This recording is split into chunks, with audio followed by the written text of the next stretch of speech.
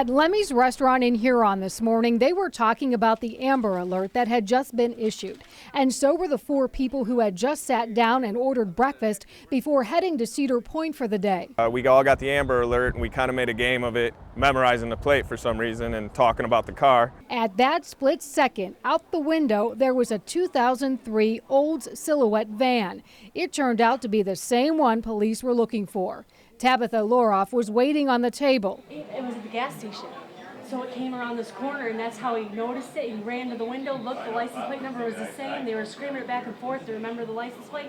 And at that moment, Les Brock couldn't believe his eyes. He knew it was the van police were looking for.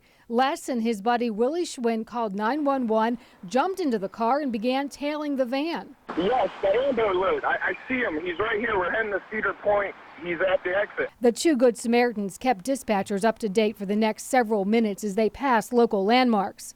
I'm not going to let him go. I know it's a kid. I actually, I'm a CCW holder, and I know I'm not doing nothing, but I'm prepared to follow until you guys get here. Minutes later, police had 36-year-old Kris in custody. His 8-year-old son, Kris Jr., was safe. We never were risking our lives, we were following a guy, and that's not a hero. We followed him, we saw what he was doing, we communicated it on the phone. Anybody could have done it. The little boy was reunited late this morning with his mother. It's absolutely the best case scenario, and again, that's because of Mr. Brock and his friend, and they did everything right, and we thank them for that. We're just trying to save a little kid, and some mom's going to be, ecstatic.